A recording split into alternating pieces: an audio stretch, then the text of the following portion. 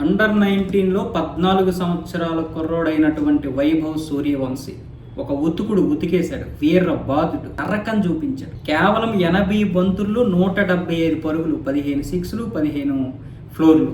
అసలు ఎవరైనా ఊహిస్తారా?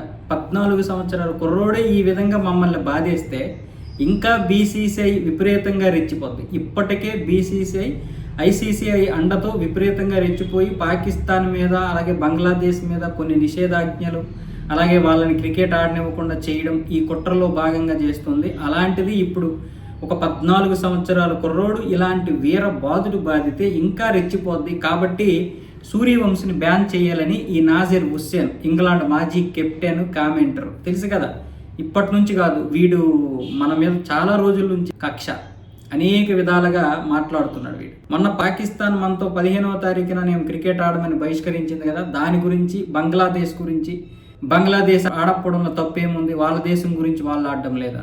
అదే నెల రోజుల ముందు భారతదేశం గనక ఒకవేళ మేము ఆడము అంటే ఖచ్చితంగా అలాగే చేస్తుంది ఐసీసీ అని చెప్తున్నాడు. బీసీసీఐకున్న వాల్యూ ఐసీసీలో దేనికి ఉందరా? ఈరోజు ఐసీసీ ఫండింగ్ ఇస్తున్నదే బీసీసీఐ ఇస్తున్నటువంటి ఫండింగ్ వల్ల.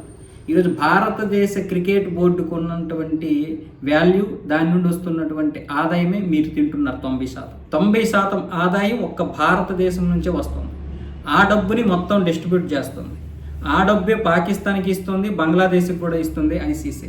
నీకు సిగ్గు, లజ్జ, మానం, మర్యాద ఉంటే మరి అవి కూడా తినొద్దు, అవి కూడా ఇవ్వద్దు. ఆ డబ్బు కూడా ఐసీసీ భారతదేశం ఇచ్చినటువంటి డబ్బు బంగ్లాదేశ్కి ఇవ్వద్దు, పాకిస్తాన్కి ఇవ్వద్దు, మాకు కూడా ఇవ్వద్దు అని చెప్పొచ్చు కదా. 14 సంవత్సరాల కుర్రోడు మీ మీద అంత వీర బాధుడు బాధితే సిగ్గు లేకుండా బ్యాన్ చేయమంటున్నావు అంటే నువ్వు ఎంత భయపడుతున్నావు?